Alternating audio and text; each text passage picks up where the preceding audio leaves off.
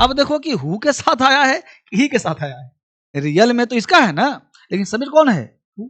Subject झूठा तो भर भी झूठा होता है, क्योंकि इसमें क्या दिमाग को पूछा है जी, लता है तो इज लगाया, क्या दिमाग ऊपर जाएगा। अब फॉल्स में झूठा है, अब हु अगर सच्चा होता तो आर लेता, चाहे इज लेता, चाहे एम लेता। अब एक बात समझिए, रिलेटिव प्रोनाउन का मतलब हुआ कि रिलेशन मतलब जोड़ेगा। हु विच दैट यदि सेंटेंस के बीच में दिख जाए तो सावधान हो जाए। हमने कहा रिलेटिव प्रोनाउन क्या कहता है भाई, रिलेटिव रिलेशन दिखाता है। तो हु विच दैट का अलग अलग यूज, ध्यान देना, हु विच दैट, ये 3 यूज है, सबका अलग अलग। लेकिन मैं आपको सबसे पहले क्या करूंगा, यहाँ तक सब लिख लिया तक, अब मैं एक एक कर पहले पढ़ाऊंगा कि मामला क्या है। पहले एक पॉइंट समझिए, देखो होता क्या है, जो लिखूंगा आपको लिखते रहे फटाफट, सोचना नहीं कि कभी लिखना है। देखिए सब्जेक्ट जो होता है बाबू, समझिए एक अलग कॉन्सेप्ट दे रहा हूं पहले। सब्जेक्ट 2 तरह का होता है, समझना। एक होता है रियल और एक होता है फॉल्स, स्यूडो, ठीक है। अब जो रियल सब्जेक्ट है तो बताओ इसका भर्ब भी क्या होगा, रियल होगा कि नहीं होगा? अच्छी बात। अगर फॉल्स सब्जेक्ट है तो इसका भर्ब भी क्या होगा, फॉल्स। नो प्रॉब्लम, अच्छी बात। कैसे पता सर? अब देखो बताता हूं तुम लोगों को। यहाँ लिखा लता, तो लता में लगा दिया हमने आर, वो लता आर हुआ कभी? अगर जितना भी चिल्ला के वो देखो लता आर, तो नहीं सर, गलत होगा, है ना। तो कोई पढ़ागा तो गलती तुम करोगे। पता चला तुमको क्यों सर, कि लता सिंगुलर है सर, तो भर भी होना चाहिए सिंगुलर, तो गलत हो जाएगा। यानी हर हाल में तुम लता के साथ इज ही लगाओगे, यही सत्य है, चाहे मैं कहूं चाहे किताब कहे, ठीक है जी, इजी आएगा। इसको कहते हैं रियल बात है, ठीक है। Subject singular, verb singular. अब यहाँ बात है फॉल्स। फॉल्स क्या है सर? अब देखो हमने लिखा हु, अब हु भी देखा जाए तो पूछे हु क्या है, तो सब्जेक्ट है ना। अब हु के साथ हमने इज लगा दिया, हु इज ही। हु के साथ आर लगा दिया, हु आर यू। हु के साथ एम लगा दिया, हु एम आई। अब देखो कि हु के साथ आया है कि ही के साथ आया है। रियल में तो इसका है ना, लेकिन सब्जेक्ट कौन है? हु। तो पूछेगा कि हु क्या है, तो subject verb other word, who are you, who am I. यहाँ जो रियल सब्जेक्ट है वो ऑब्जेक्ट वाला जो वर्ब के बाद है वो काम कर रहा है, जबकि रियल में सब्जेक्ट के बाद वर्ब होता है। सैद्धांतिक पक्ष कहता है कि पहले सब्जेक्ट उसके बाद वर्ब, लेकिन जहां झूठा होता है तो पहले वर्ब उसके बाद सब्जेक्ट। समझा? अंतर समझो। तो यहाँ ही जो है, इसलिए इसका नाम है इंट्रोडक्टरी सब्जेक्ट। ये सिर्फ परिचय देने के लिए आया है, ये फॉल्स नोशन दिखाता है, ये कभी रियल हो ही नहीं सकता। अब आएंगे उस पर। तो हु क्या है बेटा? फॉल्स, क्या है? झूठा है। तो यहाँ पे ही, यू, आई एम, ऐसे बोल दूं मैं देयर, देयर। अब देयर का 2 हिंदी होता है, एक तो देयर मतलब वहां, जैसे गो देयर, तो वहां मीनिंगफुल छोड़ दो। अभी देयर की बात किस करें हम? सब्जेक्ट की बात करें। तो देयर अगर सब्जेक्ट हो तो मीनिंग लेस होता है, फिर यह वर्ब नहीं लेता। फिर यह देयर के साथ चाहे तो इज लगाओ, आर लगाओ, बुरा नहीं मानता, क्योंकि देयर के साथ नहीं लग रहा है। जैसे there is a boy, there are boys, नहीं, तो बॉय के अनुसार इज आया, बॉयज के अनुसार आर आया। पकड़ पा रहे हो? इसका नाम क्या है? इंट्रोडक्टरी। तो देयर सब्जेक्ट है लेकिन झूठा है, वो रियल काम कहां करे बोलो। अब लता था तो इज लगा तुमने ना, तो ऐसे देयर में इज लगाओ चाहे लगाओ, तो देयर थोड़े वर्ब ले रहा है। इसलिए कोई व्यक्ति यह कहे कि देयर सिंगुलर है तो गलत बोल रहा है, देयर प्लूरल है तो गलत बोल रहा है। देयर ना तो सिंगुलर है ना ही हु, ना सिंगुलर है ना प्लूरल। हर चीज लिखते रहो बेटा, पूरा चीज। इस बैच को पढ़ा नहीं रहा हूं मैं, सिखा रहा हूं, फाउंडेशन नाम है बैच का। हर चीज दे रहा हूं जिससे आपका सिचुएशनल क्लियर होगा और आप हर दिन आगे बढ़ते रहोगे। हो गया? तो एक चीज समझ में आया सर, कि सब्जेक्ट रियल तो वर्ब रियल, और सब्जेक्ट झूठा तो वर्ब भी झूठा होता है। क्योंकि इसमें क्या दिमाग को पूछा है जी, लता है तो इज लगाया, क्या दिमाग ऊपर जाएगा। अब फॉल्स में झूठा है, अब हु अगर सच्चा होता तो आर लेता, चाहे इज लेता, चाहे एम लेता। देयर सच्चा होता तो या तो इज लेता या तो एक ही लेता ना भाई। यहाँ 2 ले रहा, 2 तो ले ही नहीं रहा, वो तो बॉय के अनुसार इज लगा है, बॉय। इसमें कुछ बड़ा कम पढ़ाई नहीं रहा, मैं क्लासरूम कहा हुआ है, ठीक है। दिमाग के ऊपर है तो मैं तुम्हारे ऊपर बैठने के तैयार हूँ। आगे चलो। अब देखो एक एक पढ़ाता, अभी हमने क्या पढ़ा रहा हूँ, रिलेटिव प्रॉब्लम, लेकिन मैं एक्स्ट्रा क्लास दे रहा हूँ। देखो हु, अब हम सीधा हु के बारे में पढ़े कि हु क्या है, हु क्या है, इसका पढ़े चलो, ठीक है। जैसा कि आपने भी देखा कि हु का डबल यूज है, एक है सर रिलेटिव प्रोनाउन है। देखो लिखा हुआ ना रिलेटिव प्रोनाउन, हु लिखा है, देखिए एकदम बिल्कुल अटेंटिव रहो। तो हु में देखो, अभी खोलो तुम जो है सो अपने कॉपी खोलो, उसमें लिखाया होगा who, which and that are called relative pronoun. इसका मतलब हु क्या है बेटा? ठीक, एक मान लो। अब इसका हिंदी होगा जो या जिसने, जो या जिसने, कब? जब रिलेटिव होगा तब। अब एक बात समझिए, रिलेटिव प्रोनाउन का मतलब हुआ कि रिलेशन मतलब जोड़ेगा, यानी सेंटेंस की शुरुआत नहीं करेगा ये। इस केस में इसका यूज कहां होगा? सेंटेंस के बीच में, सेंटेंस के बीच में यूज होगा। देखो इतना उंगली पर सिखा रहा बेटा, यानी हु विच दैट अगर सेंटेंस के बीच में कहीं दिखता हो, इसका मतलब वह रिलेटिव प्रोनाउन। अगर नहीं है तो कहीं नोट में लिख लो, कहीं नोट में इसको लिख लो कि who which that, who which that, तीनों को लिख लो, एक नोट लिख लो तुम लोग। Who which that, who which that, who which that यदि सेंटेंस के बीच में दिख जाए, हु विच दैट यदि सेंटेंस के बीच में दिख जाए, हु विच दैट यदि सेंटेंस के बीच में दिख जाए तो सावधान हो जाए। हु विच दैट इस सेंटेंस के बीच में दिख जाए तो सावधान हो जाए। हु विच दैट सेंटेंस के बीच में दिख जाए तो सावधान हो जाए। ये तीनों का हिंदी जो या जिसने होता है, ये तीनों का हिंदी जो या जिसने होता है और एक रिलेशन बताने का प्रयास करता है। हु विच दैट यदि सेंटेंस के बीच में दिख जाए तो सावधान हो जाए। हु विच दैट यदि सेंटेंस के बीच में दिख जाए तो सावधान हो जाए। और इसका हिंदी जो या जिसने होता है, जो या जिसने होता है। आया क्या बोला मैंने?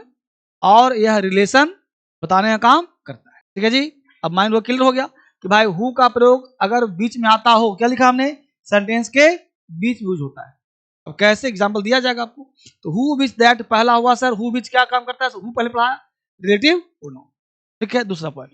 अब दूसरा जो है बेटा, हु एक सब्जेक्ट नहीं है, ध्यान देना, सब्जेक्ट की तलाश करता है। ये बहुत इंपॉर्टेंट है, सब्जेक्ट की तलाश करता है, सब्जेक्ट की तलाश करता है नहीं सब्जेक्ट। अब जब तलाश करता है सब्जेक्ट का तो इसका जो हिंदी होगा वो हिंदी होगा कौन, हिंदी होगा कौन।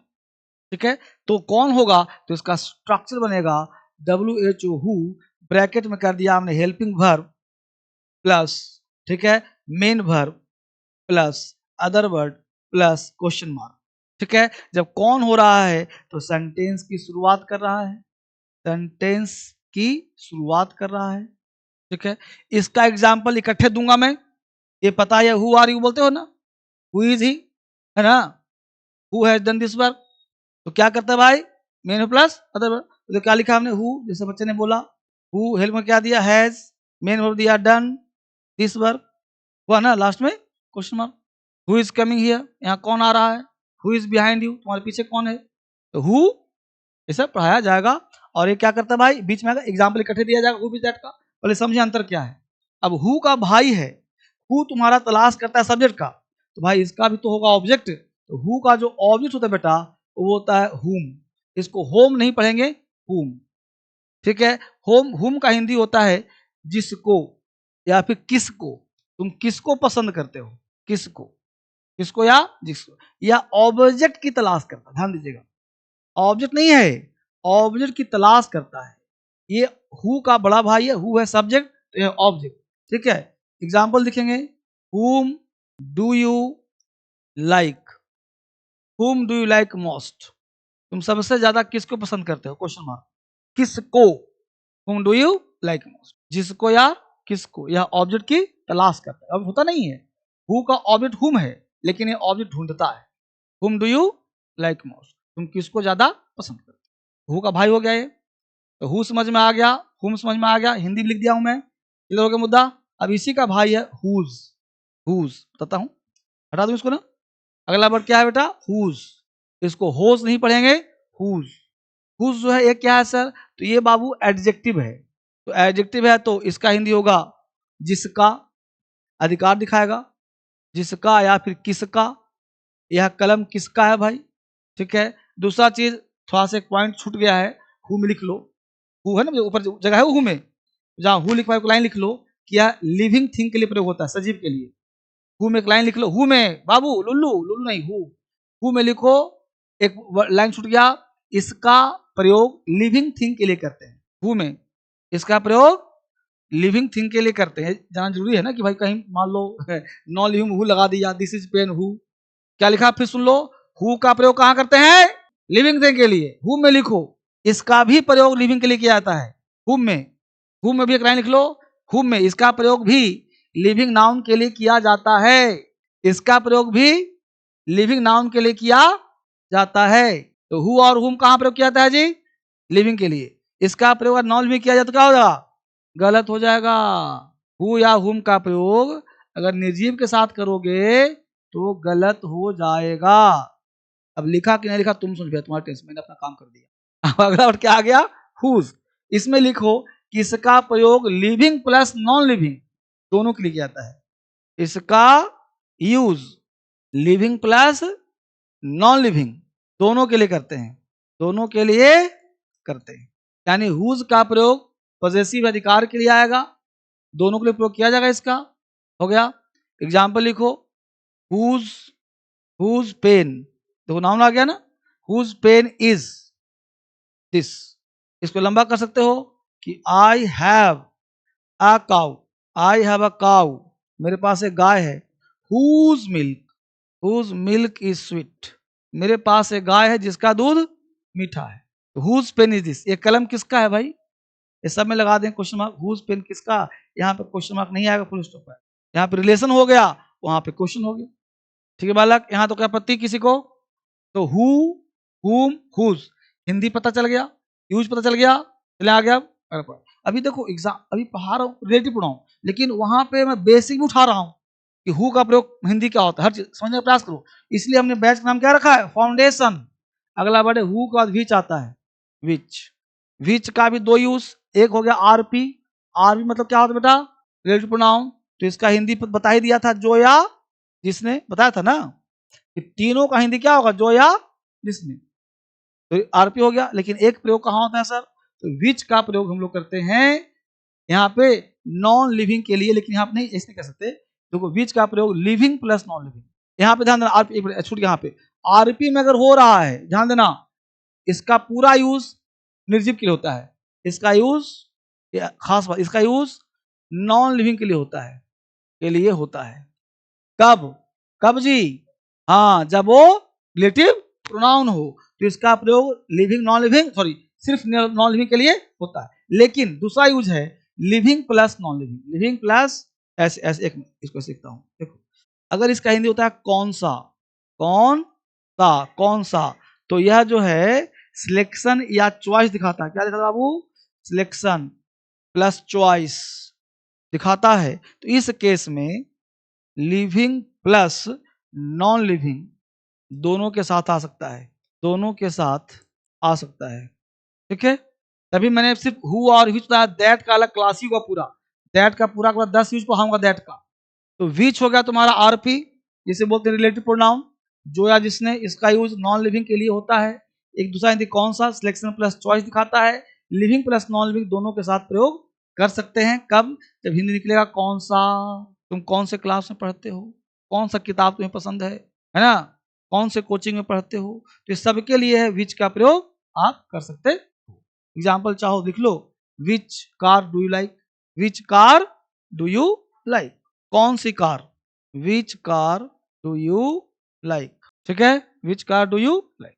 यहां तक मामला क्लियर है। अब हम वापिस लौटते हैं। दैट नहीं पढ़ाया हूं, दैट का अलग से क्लास लेगा, पूरा पूरा दैट का यूज होगा। ठीक है ना, जैसे इट पढ़ाए थे। यहाँ तक बात समझ में आ गया सर? अब आप आगे बढ़िए और वहीं वापस लौटते हैं सीधा। तो अब आप यहाँ समझना क्या है, who, which and that are called relative. आप सबने स्टार्ट कर दिया था।